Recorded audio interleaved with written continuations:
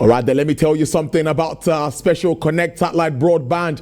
Connect is a fixed broadband internet via satellite. It's a satellite in space that allows us to connect our customers anywhere in Nigeria. For you to connect with Connect satellite, you don't need cables to receive internet. This means that you can get internet wherever you live in Africa, even far away from cities and in the forest of the mountains. This segment is sponsored by Connect.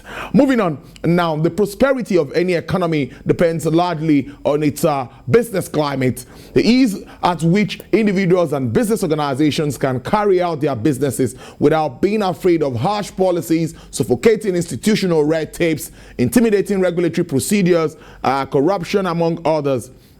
Nigeria has been gaining on the world index of the EDB. From the 145th position in 2019, it dropped to 131st in 2020. This improvement has been well flaunted by the government as an achievement. However, economic performance indices such as foreign investments, GDP, annual growth rates, and remittances from the diaspora have consistently waned, just as our ease of doing business rankings improved. What is responsible for this paradox? Well, let's talk about this. And joining me via Zoom is the Senior Manager, Tax and Regulatory Services at Deloitte & Touch, Mr. Noah Osu. Thank you so much. It's your first time on the show. We appreciate you. Thank you very much, Tolu. It's a pleasure to be here. Yeah, let's start this discussion with understanding PEBEC itself. A lot of talks around this for some time. What really is this initiative set to achieve? Okay, thank you very much, Tolu, for that question. PEBEC is actually the Presidential Enabling Business Environment Council. It was established in 2016 by His Excellency President Muhammadu Buhari with a dual mandate to, one, progressively make Nigeria an easier place to do business, and two, to improve the perception of investors and stakeholders about the Nigerian business climate. The council is actually chaired by His Excellency, the Vice President, Professor Yemi Oshibajo. You have 13 ministers seated on it that cuts across the entire life cycle of a business, from Minister of Trade and Investments to Minister of Finance to Minister of Interior, across the ministries like that, so 13 in number. You have the head of the civil service, governor of the central bank, representatives of the National Assembly and the judiciary, and more importantly, representatives from the private sector. Operationally, the PEBEC operates through the Enabling Business Environment Secretariat, right, where they engage the private sector on pain points to determine where exactly is hurting them in the business climate. That feedback is taken back to the ministries, departments, and agencies, and funneled through to stratify these reform agendas into short-term wins, medium-term wins, and what they will pursue on the long time. And it's been around for like 5 years. So what the PEBEC typically does is, at the beginning of every quarter, they use this National Action Plan, which is supposed to be a 60-day accelerator to implement these reforms that have been agreed with the MDAs, and make sure that these reforms are actually implemented and monitored. Brilliant stuff there. But how far would you say we've gone with this? I know of a time where there was a sit out where the vice president will be present, agencies of government will be there, and they'll try to sort out all of these issues there and then. But how far would you say we've gone, talking about level of implementation or impact on businesses in the country? So I would say it's a mixed reaction, depending on what side of the divide you're actually sitting on.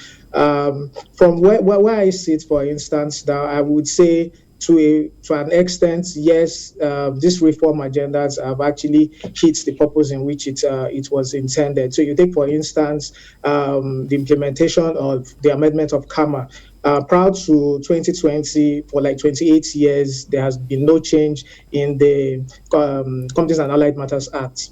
In 2020, in furtherance to the objectives of the PEBEC, that was amended. It was a win for the business community. You look at the Finance Act, we've had 3 iterations of that. And if you look at the provisions in the Finance Act, you would see that some of those provisions speak to small businesses. It's a win for the small business on that. And more recently, you would see that the Federal Executive Council recently approved the omnibus bill, which speaks to business, is like a business facilitation bill. It seeks to amend over 23 legislations that are sort of hindrances to progressively improving Nigeria in terms of ease of doing business.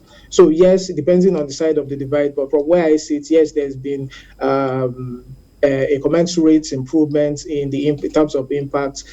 More can be done, but I think the best way to look at it is it's a journey. Were we here 10 years ago?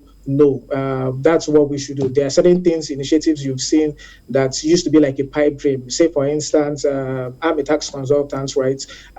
When I started my career over a decade ago, you couldn't file your returns and make payments of your taxes online. So, but today you can sit at the comfort of your homes and actually do those things. Just last month, I actually filed my own personal returns with the Lagos State Internal Revenue Service from the comfort of my house, and it was a pipe dream back then in those days. So yes, to a large extent, they have improved, and we've seen significant improvement. But is it where we are supposed to be or where we intend it to be?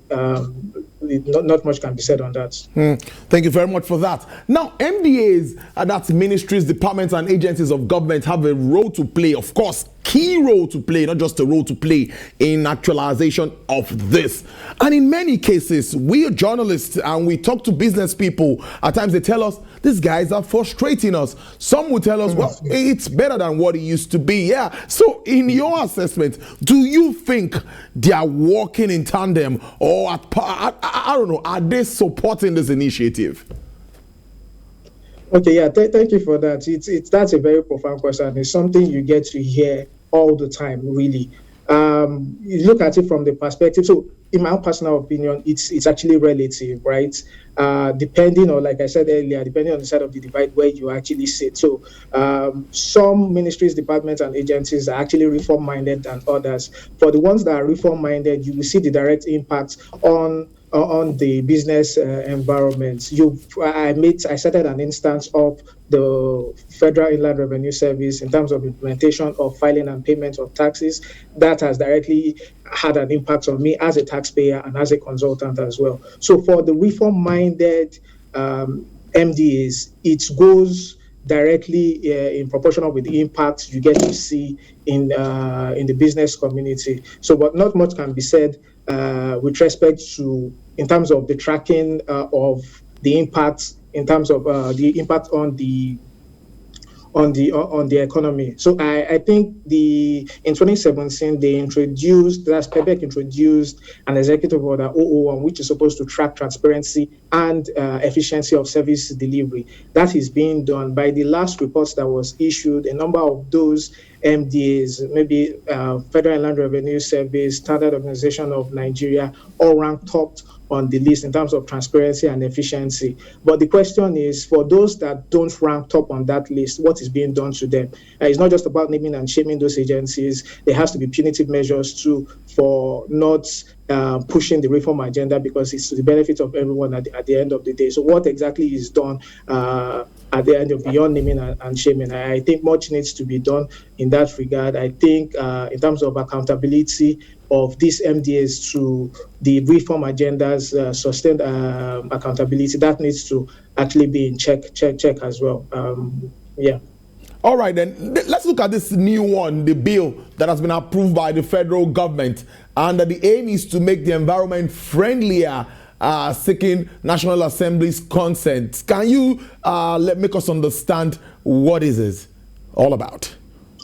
Okay, I think I touched on it briefly when I was responding to, I think, your second question. Yeah, so it's basically an omnibus bill. An omnibus bill seeks to amend more than one type of tax. In this case, the attempt is to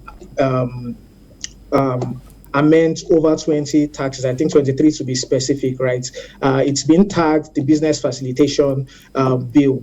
The idea is, we all know that this is an election season. By next year, we're going to have a different government. The idea is to institutionalize some business climate reforms already achieved by PEBEC, right, using this bill to amend provisions of the present legislative framework that have been identified that are bottlenecks to the business climate, and then introduce new provisions that would accentuate business climate reforms. Those are basically the three agendas for the omnibus bill, and hopefully, if that is being pushed by approved by the passed by the National Assembly, we can see that, or we hope to see that these reforms that have been started, I think they are over 160 in number now from 2016 to date.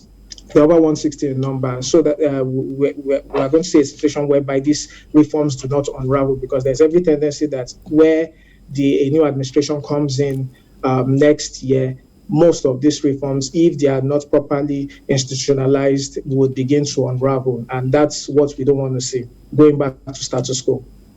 With all of these challenges and, of course, the reality on ground, it's very compulsory I ask you this question.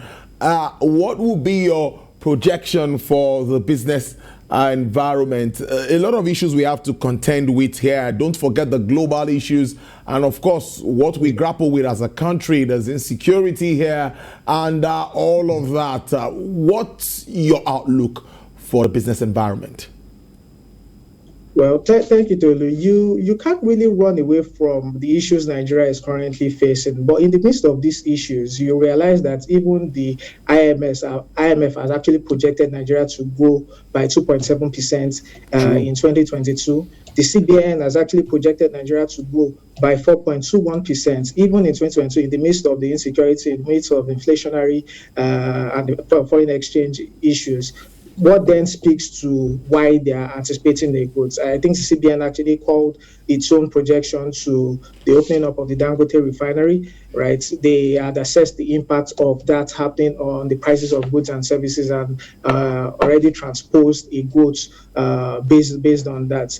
I personally tend to see opportunities within every problem, and that's the only way businesses make money. If you cannot create solutions to those problems, how then would you make money? So let's take, for instance, the power generation issues we have in the country. My expectation is that anybody in the alternative energy industry would make a killer out of that situation. So, but it's still in the midst of what's happening within the country. We take another example, it's an election season. Anybody that is into the advertising business, the printing business, is going to make a killer of it. So yes, it might seem that the economy is not doing so well, but believe me, even in that lies opportunities, and that is where businesses should focus on the opportunities that are abound, even within the challenges and the business climate.